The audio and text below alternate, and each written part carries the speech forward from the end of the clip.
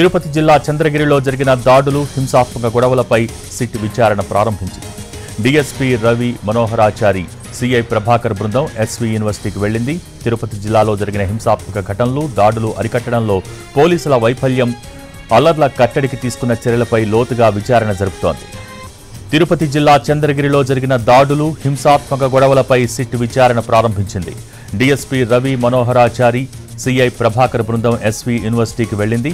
తిరుపతి జిల్లాలో జరిగిన హింసాత్మక ఘటనలు, దాడులు అరికట్టడంలో పోలీసుల వైఫల్యం, అల్లర్ల కట్టడికి తీసుకున్న చర్యలపై లోతుగా విచారణ జరుగుతోంది. తిరుపతి జిల్లా చంద్రగిరిలో జరిగిన దాడులు, హింసాత్మక గొడవలపై సిట్ విచారణ ప్రారంభించింది. దీనికి సంబంధించి పూర్తి డీటెయిల్స్ మా ప్రతినిధి కార్తీక్ లైవ్ ద్వారా అందించేందుకు సిద్ధంగా ఉన్నారు. Karthik, what to you?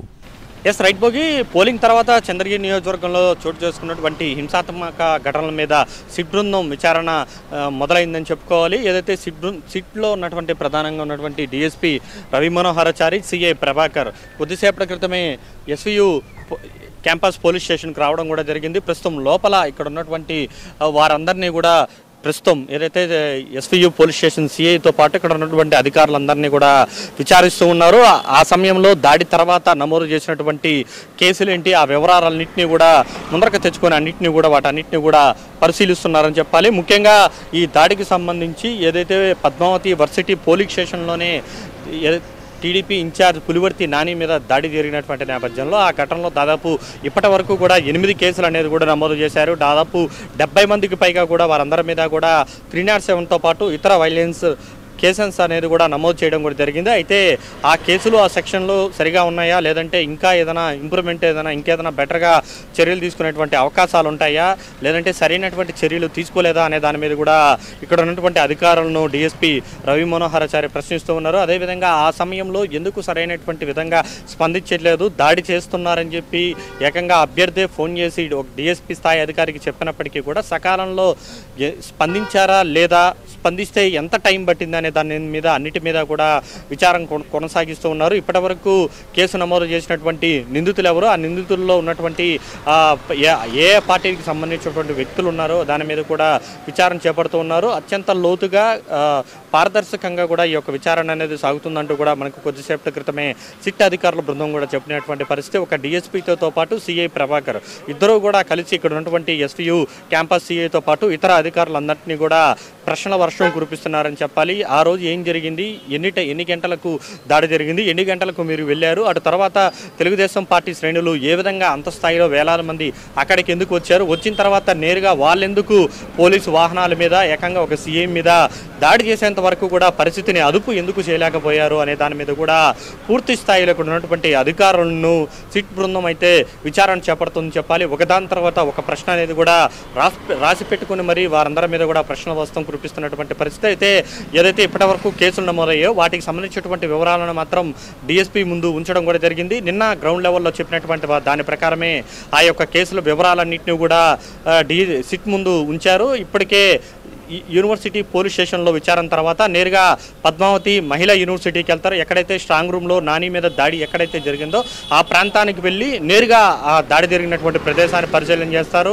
అటు తర్వాత ముందు రోజు దాడి జరిగినటువంటి ప్రాంతం ఏదైతే కూచివారిపల్లి కావచ్చు, దాని తర్వాత పులివర్తి వారిపల్లి కావచ్చు, అక్కడ ఉన్నటువంటి గ్రామాల్లో ఉన్నటువంటి పరిస్థితి తెలుసుకుంటారు. అక్కడ ఉన్నటువంటి స్థానికులతో మాట్లాడతారు. ఈ యొక్క మొత్తం డేటా అన్నింటినీ కూడా ఒక నివేదిక రూపంలో తీసుకుని ఇవ్వాల్సినటువంటి సూచనలతో పాటు చేయాల్సినటువంటి పనులే ఉన్నాయి, ఇంకా ఎవరెవరిని మిస్ చేశారు, ఎవరెవరు అధికారులు సకాలంలో స్పందించలేదు, స్పందించకపోకుండా ఉండడం వల్లే ఈ యొక్క ఘటనలన్నీ జరిగాయా అనే దాని మీద కూడా పూర్తి స్థాయిని ఒక నివేదిక అనేది కూడా ఈ రోజు కన్నిటికీ కూడా ఈరోజు సాయంత్రం వరకు కూడా విచారణ చేపట్టి ప్రభుత్వానికి సిఎస్కి ఇస్తారు. ఆ తర్వాత అది ఈసీకి కూడా సిట్ అనేది కూడా ఇవ్వడం కూడా జరుగుతుందని చెప్పుకోవచ్చు. సో ఈ రకంగా పూర్తి స్థాయిలో సిట్ బృందం అయితే ఈ యొక్క చంద్రగిరి హింసాత్మక ఘటనల మీద వేగం పెంచింది. ఇప్పటికే అధికారులతో పిలిచి 1-to-1 ప్రశ్నల వర్షం కురిపిస్తున్నటువంటి సిట్ బృందం నేరుగా ప్రత్యక్షంగా దాడి జరిగినటువంటి ప్రదేశానికి కూడా వెళ్ళి పరిశీలన చేసి అక్కడ ఉన్నటువంటి అనుమానాలన్నింటినీ కూడా తిరిగి అధికారులను ప్రశ్నించేటువంటి అవకాశాలు అయితే చాలా స్పష్టంగా ఉందని చెప్పాలి. అయితే అత్యంత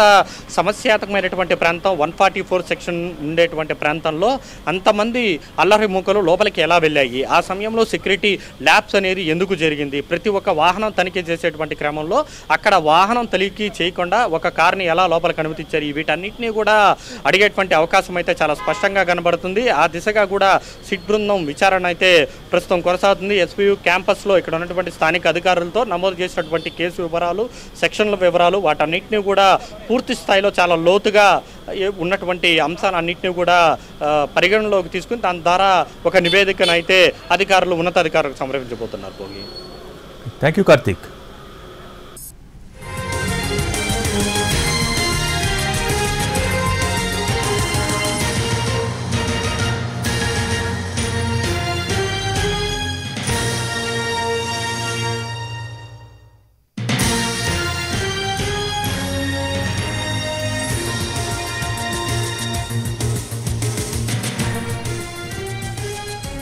ఏపీలో పోలింగ్ తర్వాత చెలరేగిన హింసాత్మక ఘటనలో కౌంటింగ్ కు పకడ్బందీ ఏర్పాట్లు చేస్తోంది ఈసీ.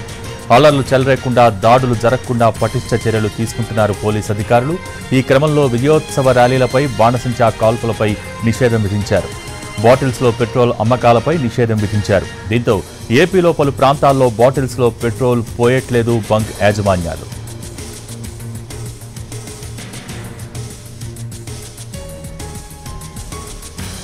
పోలింగ్ రోజు, పోలింగ్ తర్వాత పల్నాడు జిల్లా మాచర్ల నియోజకవర్గంలో పెట్రోల్ బాంబులతో దాడులు జరిగాయి. మాచవరం మండలంలో పెట్రోల్ బాంబులు స్వాధీనం చేసుకున్నారు. పల్నాడు జిల్లా, అనంతపురం జిల్లా, తిరుపతి జిల్లాల్లో పలు హింసాత్మక ఘటనలపై సీరియస్గా స్పందించిన ఈసీ పలువురు ఎస్పీలను, పోలీసు అధికారులను మార్చేసింది. దీంతో రాష్ట్ర వ్యాప్తంగా పోలీసులంతా అత్యంత అప్రమత్తంగా ఉన్నారు. ఫలితాలు వెల్లడయ్యాక కూడా 15 రోజుల పాటు ఏపీలో కేంద్ర బలగాలను మోహరించి ఉంచాలని ఆదేశించింది ఈసీ. పోలింగ్ ముగిశాక జరిగిన దాడులతో మరో 20 అదనపు ప్లటూన్ల కేంద్ర బలగాలు ఏపీకి వచ్చాయి. ఏపీలో పోలింగ్ ముగిశాక చెలరేగిన అల్లర్లు, హింసపై సిట్ దర్యాప్తు కొనసాగుతోంది. దాడులకు పాల్పడ్డ వారిలో కొందరిని ఇప్పటికే పోలీసులు అరెస్ట్ చేశారు. దాడులు చేశాక అజ్ఞాతంలోకి వెళ్లిన టీడీపీ, వైసీపీ కార్యకర్తల కోసం పోలీసులు గాలిస్తున్నారు. మరోవైపు కౌంటింగ్ ముందు, కౌంటింగ్ సమయంలో, ఆ తర్వాత ఎలాంటి అవాంఛనీయ ఘటనలు జరగకుండా ఓట్ల లెక్కింపు కేంద్రాల వద్ద 3 అంచెల భద్రత కొనసాగుతోంది. స్ట్రాంగ్ రూములలో ఈవీఎంల భద్రతకు పటిష్ట చర్యలు తీసుకున్నారు. అటు ఎక్కడికక్కడే రౌడీ షీటర్స్ ను బైండ్ ఓవర్ చేస్తున్నారు. వివాదాస్పద వైసీపీ, టీడీపీ నేతల ఇళ్ల వద్ద భారీ బందోబస్తును ఏర్పాటు చేశారు. విజయవాడలో పోలీసు ఉన్నతాధికారుల ఆదేశాలతో బాటిల్స్లో పెట్రోల్ పోసేందుకు బంకు ఓనర్లు నిరాకరిస్తున్నారు. బాటిల్స్లో పెట్రోల్ పోసేది లేదంటూ పెట్రోల్ బంకులలో నోటీసులు కూడా పెట్టారు. బాటిల్స్లో పెట్రోల్ పోసేది లేదని చెప్పడంతో పెట్రోల్ బంక్ సిబ్బందిని బెదిరించారు బ్లేడ్ బ్యాచ్ సభ్యులు. బాటిల్స్లో పెట్రోల్ పోయకపోతే రాత్రికి బంక్ తగలబెడతామని బెదిరించడంతో బంక్ సిబ్బంది భయాందోళనకు గురవుతున్నారు. రక్షణ కల్పించాలని పోలీసుల్ని ఆశ్రయించారు. ఎన్నికలు జరిగిన తదనంతర పరిణామాలని దృష్టిలో పెట్టుకుని పెట్రోల్ బాంబులు లాంటివి తయారు చేసి కొంతమంది అసంఘటిత శక్తులు పల్నాడు జిల్లా తదితర ప్రాంతాల్లో చేస్తున్నారు. అలాంటి వాటిని అరికట్టడంలో భాగంగా పెట్రోల్ బంకుల్లో లూజ్గా పెట్రోల్ ఇవ్వద్దు అని చెప్పి గట్టిగా మా అందరికీ చెప్పి ఈ నోటీసు కూడా మా పేర్ల మీద ఇచ్చి మాతో ఎవిడెన్స్ తీసుకుని ఇవ్వడం జరిగింది. అలాగే మేము ప్రతి పంపు దగ్గర కూడా 4 వైపులా కూడా వీటిని అంటించి ప్రజలకు వినియోగదారులకు తెలియజేస్తున్నాం. ఒకరు వచ్చారు సార్, పెట్రోల్లో కొట్టమని చెప్పి మేమేం కొట్టమని చెప్పాము. కొట్టమని చెప్తే వాళ్ళు అన్నారు, మీరు అలా కొట్టకపోతే కనుక మేము నైట్ పూట వచ్చి పెట్రోల్ పోసి తగలబెట్టేస్తాం అన్నారు. అలాగ లేదండి, మాకు ఇట్లా నోటీస్ బోర్డు కూడా పెట్టారని చెప్పి మేము చెప్పాము. చేతుల నిండా ఘాట్లు ఉన్నాయి సార్, మేమైతే పెట్రోల్ కొట్టమని అన్నాము. ఎందుకు కొట్టరు మీరు అని చెప్పి మమ్మల్ని అయితే బెదిరించాడు. బెదిరించిన తర్వాత మేము నైట్ వస్తాము, మేము నైట్ వచ్చి పెట్రోల్ పోస్తే అప్పుడు ఎలా చేస్తారు అని చెప్పి అన్నారు సార్. కడప జిల్లాలో చెలరేగిన హింసాత్మక ఘటనలతో కౌంటింగ్కు అవాంఛనీయ ఘటనలు జరగకుండా చర్యలు తీసుకుంటున్నారు పోలీసు ఉన్నతాధికారులు. విజయోత్సవ ర్యాలీలు, బాణసంచా కాల్పులపై నిషేధం విధించామని అన్నారు పులివెందుల డీఎస్పీ. విన్నింగ్ ప్రొసెషన్స్ కానీ లేకుండా ర్యాలీస్, తర్వాత టపాకాయలు కాల్చడం, మెరవన్లు ఇవన్నీ కూడా నిషిద్ధము. ఈ మధ్యకాలంలో ఎవరైనా కూడా పర్మిషన్ లేకోకుండా ఏదైనా జరిగినా కూడా వారి మీద నాన్ బెయిలబుల్ సెక్షన్ల కింద కేసు నమోదు చేయడం జరుగుతుంది. అట్లాగే ఈ రౌడీ షీటర్లు, ట్రబుల్ మాంగర్స్ మీద ప్రత్యేక నిఘా ఉంచడం అయింది. వీరి మీద షాడో పార్టీ కూడా నడుస్తుంటుంది. వీరు ప్రతి ఒక్క కదలికలను పసిగట్టి ఏదైనా వైలెంట్ యాక్ట్స్ ఏమైనా చేస్తే కనుక వారి మీద ఖచ్చితంగా నాన్ బెయిలబుల్ సెక్షన్